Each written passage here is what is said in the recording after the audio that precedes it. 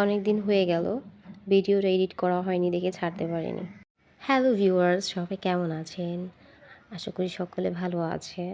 আলহামদুলিল্লাহ আমিও ভালো আছি। জানেন, আমার কাছে মনে হয় কি সব জার্নির মধ্যে বাস জার্নিটা অনেক কষ্টের। চট্টগ্রাম থেকে চাঁদপুর যাওয়া এটা তো অনেক টাইম, আর এই সময় ছোট বাচ্চা কাচ্চা নিয়ে বাসে যাওয়াটাও অনেক কষ্ট হয়ে যায়। তো আমাদের বাস ছাড়বে হচ্ছে 11টা 30 মিনিট। আমরা মনে হয় একটু তাড়াতাড়ি উঠে গিয়েছি, এখনও পুরোটা বাস খালি ছিল। তারপর দেখলাম যে একদম 11টার মধ্যে সম্পূর্ণ বাস ভরে গিয়েছিল। তারপর হচ্ছে আমরা যখন কুমিল্লায় এসেছি, এসে এখন বাস 30 মিনিটের মতো এখানে বিরতি দিয়েছে। তারপর আমরা নেমেছি। নামার পর দেখলাম যে এখানে অনেক সুন্দর একটা জায়গা। এখানে বাচ্চাদের কাপড়-চোপড় থেকে শুরু করে বড়দের কাপড়, শাড়ি, কসমেটিক্স আইটেম থেকে শুরু করে তারপর বিভিন্ন ধরনের খাবার, অনেক মজা। আসলে এখানে ভারী খাবারেরও ব্যবস্থা আছে, তারপর পাতলা খাবারেরও ব্যবস্থা আছে। এরপর আমরা এখানে একটা রেস্টুরেন্টের সামনে নামলাম, আর এখানে খাবারের কোয়ালিটিও খুবই ভালো ছিল, অনেক মজা লেগেছিল খাবার।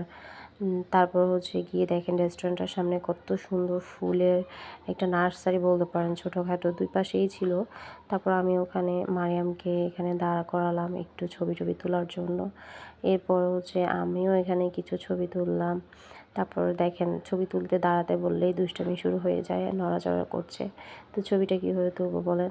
তারপর হচ্ছে গিয়ে আমরা অনেক মজা করলাম। এটা আমার আব্বু ওদেরকে অনেক হ্যান্ডেল করে। আসলে দূরের জার্নিতে আমি একদম বাচ্চা কাচ্চা নিয়ে অস্থির হয়ে যাই, আমি একদম সহ্য করতে পারি না, নিজের কাছেই খারাপ লাগে। তারপরে দেখি যে বাচ্চা কাচ্চা একদম ওরাও কিন্তু কোনো জার্নিতে যেতেই পারে না, একটু লং জার্নি হলে তো কথাই নেই, একদম হেলে দুলে আমার গায়ে এসে পড়ে থাকে। তো এতটা পথ প্রায় 6 ঘন্টা 6.5 ঘন্টা এরকম লাগে। তো এতক্ষণ যদি বাচ্চাদেরকে ধরে রাখলে তো এমনিতেই ভালো মানুষও অস্থির হয়ে যাবে, তাই না? তারপর দেখেন এখানে এই যে এই বাসটাতে আমরা উঠেছিলাম সৌদিয়া। তো এখান থেকে একটু হেঁটে ঘুরে ওদেরকে দাঁড়াতে বললাম। আসলে 30 মিনিট অনেক সময়, যেহেতু আমরা খুব সকালে ঘুম থেকে উঠেছিলাম, ওদেরকে তেমন একটা নাস্তা করানো হয়নি। এই জন্য বাচ্চারা বাহিরেও যায়নি। ওদেরকে অনেকবার জিজ্ঞেস করেছিলাম তোমরা কি ওয়াশরুমে যাবে, কেউই একটু ওয়াশরুম করেনি। বিশেষ করেন 6টা ঘন্টা ধরে জার্নি করেছে, অথচ একটু ওয়াশরুমেও যায়নি। তারপর হচ্ছে গিয়ে এখান থেকে একটু আইসক্রিম নিলাম ওদের জন্য, আর হচ্ছে আমরা একটু কফি খেয়ে নিলাম। আসলে জানেন লং জার্নিগুলোতে একটু কফি খেলে খুব ভালো লাগে। তারপর এখানে যত কাজ ছিল সব শেষ করে এখন কিন্তু আবার গাড়ি ছেড়ে দিবে। তো এই জন্য আমরা আবার বাসে উঠে বসলাম। আমরা বড় মানুষ, তারপরও দূরের জার্নি করতে গেলে একদম ভয় পেয়ে যাই। অথচ আমি গাড়িতে দেখলাম যে একদম পিচ্চি একটা বাচ্চা, মনে হয় যে 2 মাস হবে বয়স, এরকম পিচ্চি বাচ্চা মানুষ নিয়ে এত দূরে যাত্রা করছে। আসলে মানুষের অনেক সাহস আর অনেক ধৈর্য, মাশাআল্লাহ বলতে হবে।